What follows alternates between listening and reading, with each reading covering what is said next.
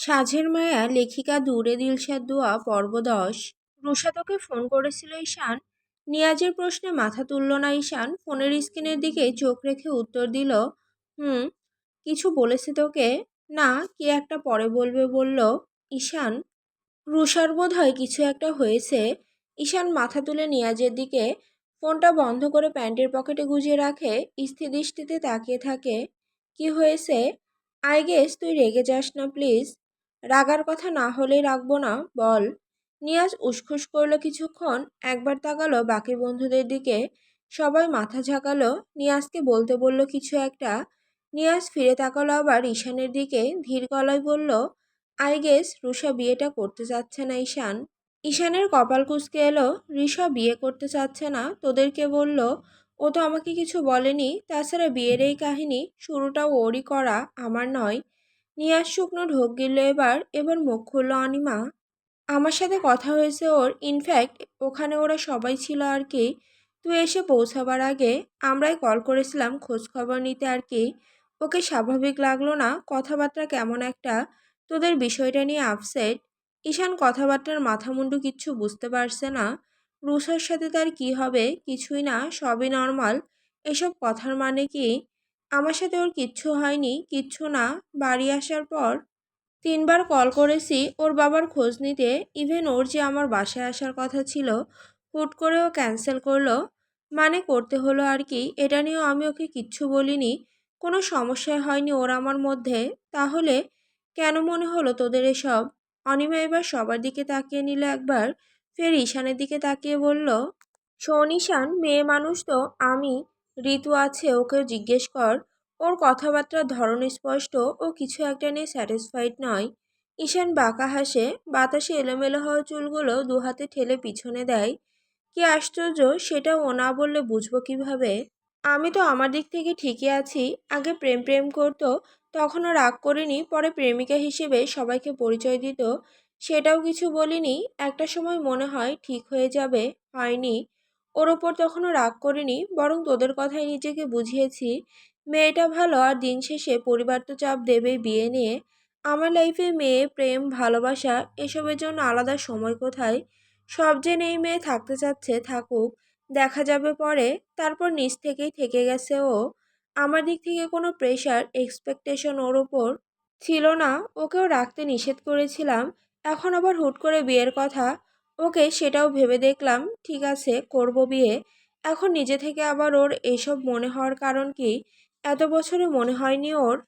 ঈশান হেসে দুদিকে মাথা নাড়ল, হতাশা প্রকাশ করলো নাকি তাচ্ছিল্য বোঝা গেল না। বন্ধুরা নিজেরাও সবাই সবটা বুঝতে পারছে। সত্যিই তাই, রুষা সবসময় নিজ থেকে নিজের ইমাজিনেশন থেকে সবটা সাজিয়েছে। ঈশান কখনো অসম্মান করেনি রুষাকে এসব নিয়ে। রুষা জেনে শুনে জড়িয়েছে এসবে। আজ এই মুহূর্তে এসে ঈশান কি চায়, কি আগে করা উচিত ছিল, আর ৫টা প্রেমিকরা কি কি করে, সেগুলো নিয়ে কথা তুলতে হবে। অনিমা ঈশানের কাঁধে হাত রাখল, তুই একবার কল কর রুষাকে, আঙ্কেল অসুস্থ তো। ও বোধহয় কিছু একটা নিয়ে ডিপ্রেসড, তাই এমন বলছে। ঈশান স্থির হয়ে তাকিয়ে রইল কিছুক্ষণ, ভাবলো কিছু একটা, পকেট থেকে ফোন বের করে ডায়াল করলো রুষার নাম্বারে। ৩বারের বার কল তুললো ওপাশ থেকে। ওপাশে প্রচুর মানুষজনের আওয়াজ আসছে, শব্দে এক প্রকার। ফোন কানে ধরে রাখা জুলুম হলো ঈশানের। লাউডে দিয়ে দূরে ধরলো ফোনটা। এত আওয়াজ, কই আছিস? একটু বাজারে এসেছি। কিছু বলবি বলছিলি তখন, বল। রুষা চুপ করে রইল। একটু পর তার আশেপাশে থেকে শব্দ কমে এলো অনেকটা। দূরে গিয়ে দাঁড়িয়েছে হয়তো। এবার গলার আওয়াজ বেশ স্পষ্ট লাগলো, ঈশান, আই গেস আমি আমাদের বিয়েটা নিয়ে তোমাকে বেশি চাপ দিয়ে ফেলছি।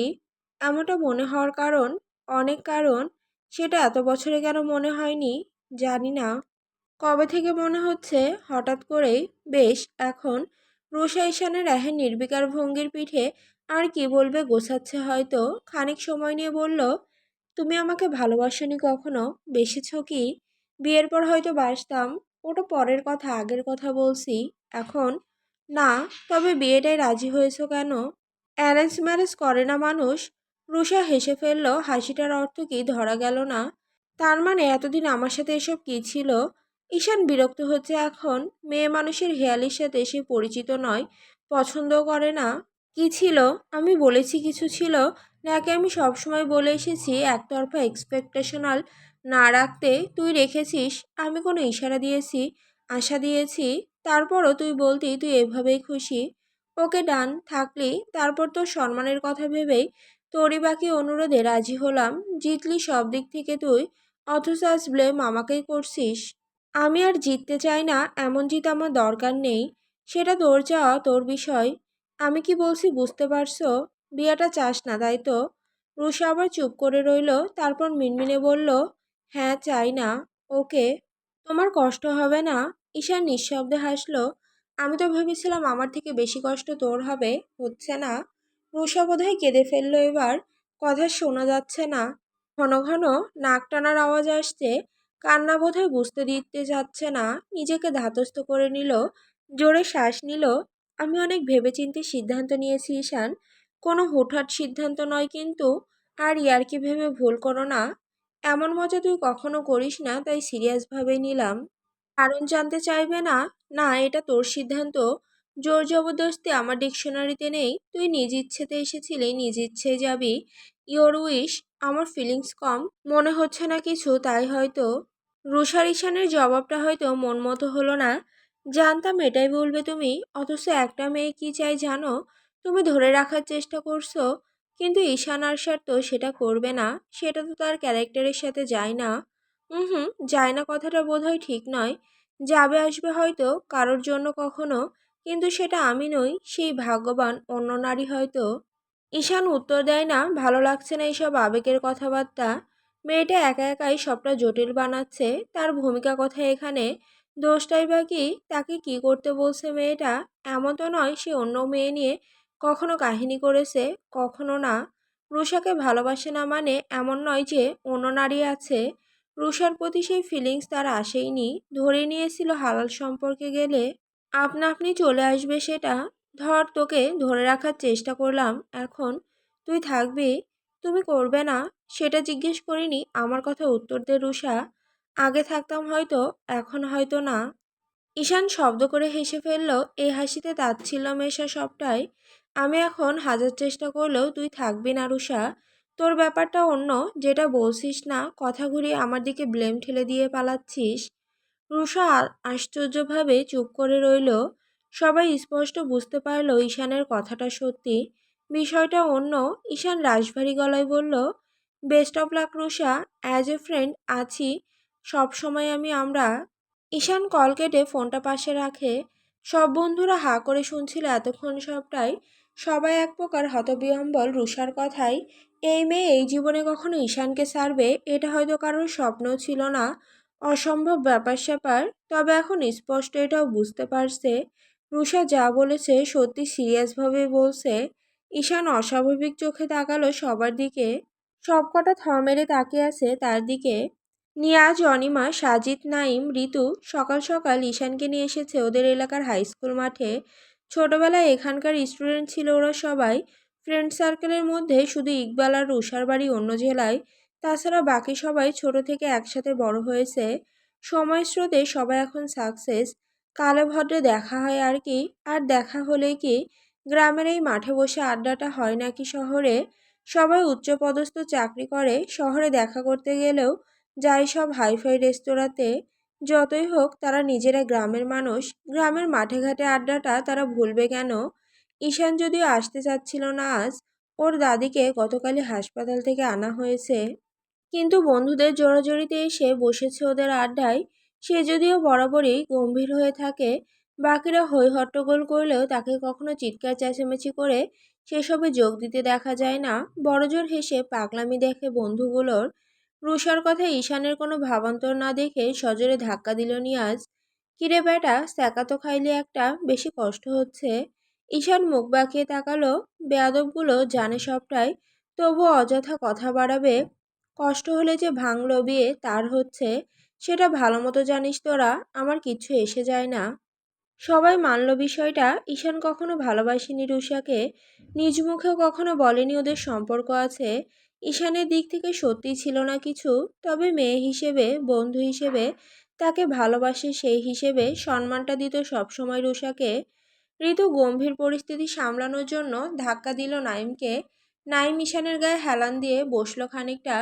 ঈশান, শোন না, তোর তো বিবাহযোগ্য তিন তিনটা বোন, বিয়ে থা তো দিতে হবে নাকি? ঈশান ঘাড় ঘুরিয়ে তাকায় নাইমের দিকে। ঈশান সাফাই দিল, না মানে নিশিটা বড় হয়ে গেছে, বিয়ে দিবি না? নিয়াজের চোখ মুখ এক প্রকার শুকিয়ে আসলো। বজ্জাতগুলো আবার তার পিছে লাগছে। ঈশানটা একবার টের পেলে তার খবর করে দেবে। ঈশান গম্ভীর গলায় বলল, দেব না কেন? দেব, বড় হচ্ছে, দিতেই হবে। সুপাত্র খোঁজ সবাই, বিসিএস করা পাত্র হলে ভালো হয়। কি সমস্যা? বিসিএস দিয়ে কি হবে? সব মেয়ের বাড়ি থেকে খালি বিসিএস ভুঁড়িওয়ালা খোঁজে কেন বুঝি না। হঠাৎ নিয়াজের উত্তেজিত গলার আওয়াজ সবাই তাকালো। ঈশান চোখ ছোট করে কপাল কুঁচকে তাকিয়ে রইল। বাকিরা মুখ চেপে হাসছে। ভুঁড়িওয়ালা হবে কেন? আমার বোনকে আমি স্মার্ট দেখে বিয়ে দেব। অবশ্যই ওর ক্লাসের। বিসিএস মানে কি ভুঁড়িওয়ালা নাকি? নিয়াজের ইচ্ছে হচ্ছে আরও কয়েকটা কথা শুনিয়ে দিতে, কিন্তু পাছে আবার সব ফাঁস হয়ে যায়। এই ভয়ে মনের কথা মনেই রেখে দিয়ে ব্যস্ত হতে সিগারেট বের করলো একটা। ঈশান তাকালো সেদিকে, চোখ দিয়ে ইশারা করলো সিগারেটের দিকে। রাশভারী গলায় বলল, এটাও একটা পয়েন্ট? আমার বোনের বর সিগারেট খেতে পারবে না? এসব বদ অভ্যাস থাকা যাবে না। নিয়াজের হাত থমকে গেল। কটমট করে তাকালো ঈশানের দিকে। ঈশান উদাস চোখে এদিক ওদিক দেখছে। তুই তো খাস তার বেলায়? ঈশান একই ভঙ্গিতে বলল, আমার বইয়ের সমস্যা হলে অবশ্যই ছাড়ব। আমিও সেম। ঈশান স্থির দৃষ্টি তাক করলো নিয়াজের দিকে। তোকে ছাড়তে কে বলেছে? আমি তো আমার বোনের হাজবেন্ডের কথা বললাম, তুই রাখছিস কেন? নিয়াজ চুপসে গেল। ধরানো সিগারেটখানা ধরিয়ে দিল নাইমের হাতে। সবাই এক প্রকার মুখ চেপে চেষ্টা করছে বুক ফাটা হাসি আটকানোর। নিয়াজ মুখ কালো করে বসে রইল। ঈশান নিজেও ঘাড় ঘুরিয়ে অন্যদিকে তাকিয়ে বাঁকা হাসল। বিড়বিড়িয়ে বলে উঠল, গাধা একটা। নিশি নুরি দুজনেই টিউশনিতে গিয়েছে। শাওয়ার নিয়ে ছাদে এসে রোদে চুল শুকাতে এসেছে তিতির। রাফিকে নিজের ফোন হাতে ছুটে আসতে দেখল সে। তোমার ফোন কখন থেকে বাজছে, নাও। রাফি ফোনটা হাতে দিয়েই যেভাবে এসেছিল ঠিক সেভাবেই ছুট দিল এক প্রকার। ফোনের দিকে তাকাতেই রাহাত ভাইয়ের নাম ভেসে উঠল। 13 বার মিসড কল। কপালে চিন্তার ভাঁজ পড়ল তার।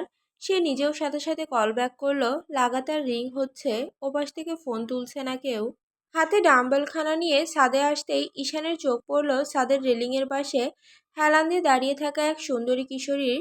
বাচ্চায় যদিও মনে হয়, একরাশ ভেজা লম্বা চুল এক হাতে মুছতে ব্যস্ত, আর এক হাতে ফোন। ঈশান সিঁড়ি কোঠার দরজাতেই দাঁড়িয়ে রয়।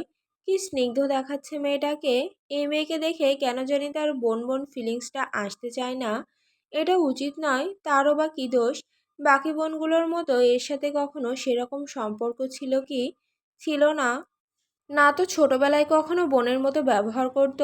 যখন বোধ বুদ্ধি হয়নি তখন থেকে এই মেয়ে তার উপর অন্যরকম অধিকার বোধ দেখাতো, অভিমান করে থাকতো।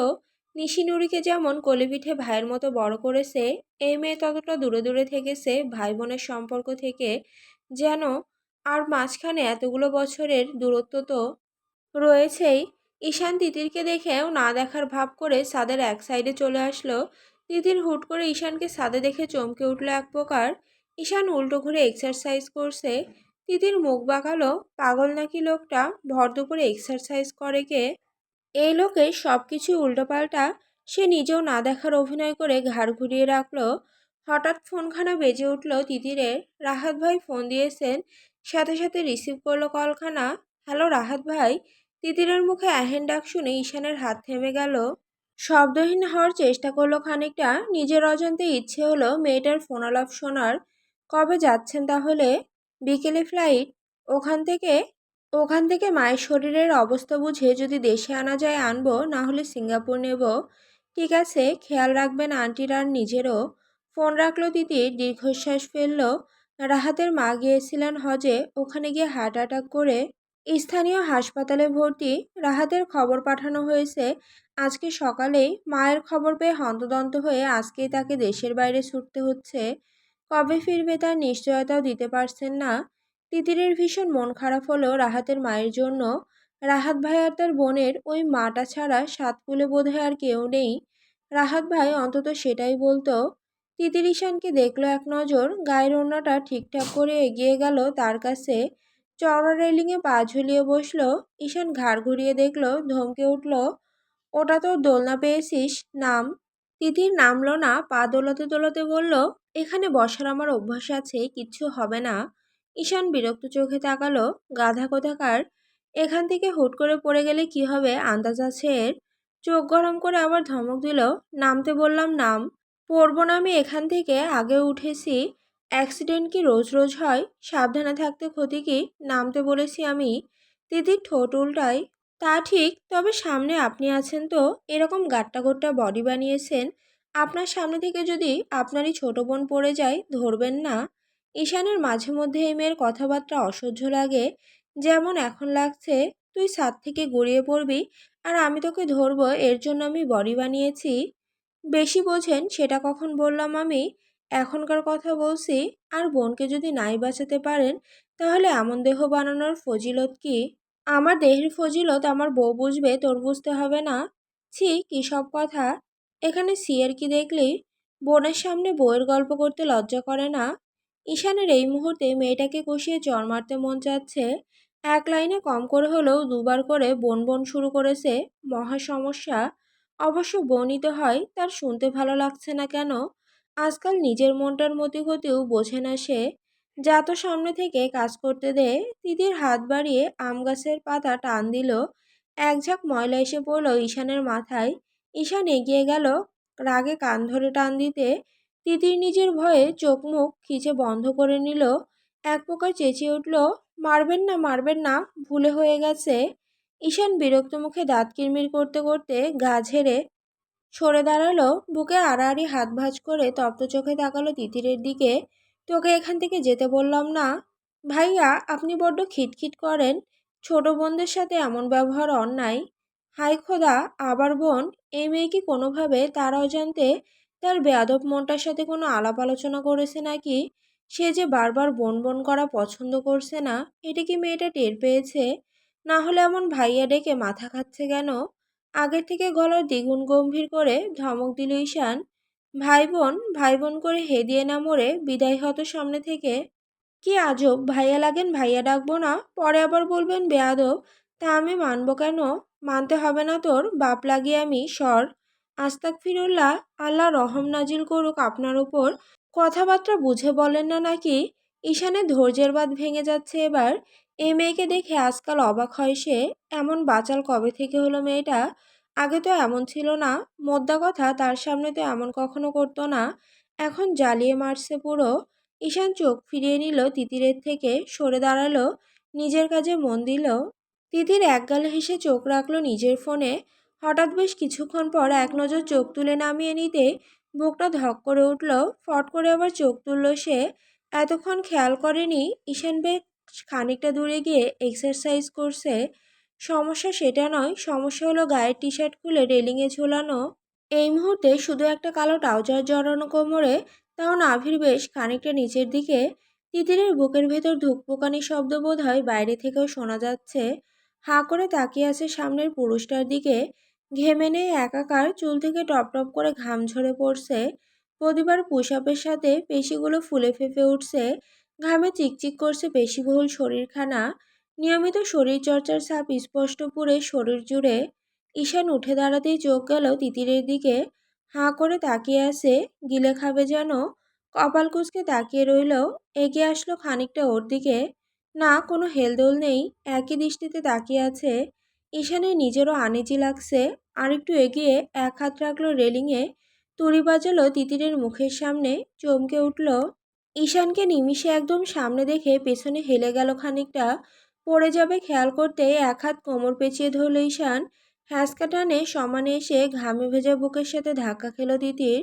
উঁচু রেলিংয়ে বসায় দুজনের মুখ সমানে সমান। দুজন দুজনের তপ্ত নিঃশ্বাস অনুভব করতে পারছে। তিতির দু হাতে জড়িয়ে আছে ঈশানের পেশিবহুল শক্ত কাঁধ। ঈশান এক হাতে রেলিংয়ে ভর দিয়ে অন্য হাতে জড়িয়ে আছে মেয়েটাকে। দুটো দেহের মধ্যে এক বিন্দু ফাঁক নেই। ঈশানের বুকের সাথে লেগে থাকা তিতিরের বুক ওঠানামা করছে ক্রমাগত। তিতির চোখ বন্ধ করে আছে ভয়ে, এখনো খোলেনি। ঈশান ভয়ার্ত মুখটা পরখ করলো একবার। দারুণ ভয় পেয়েছে।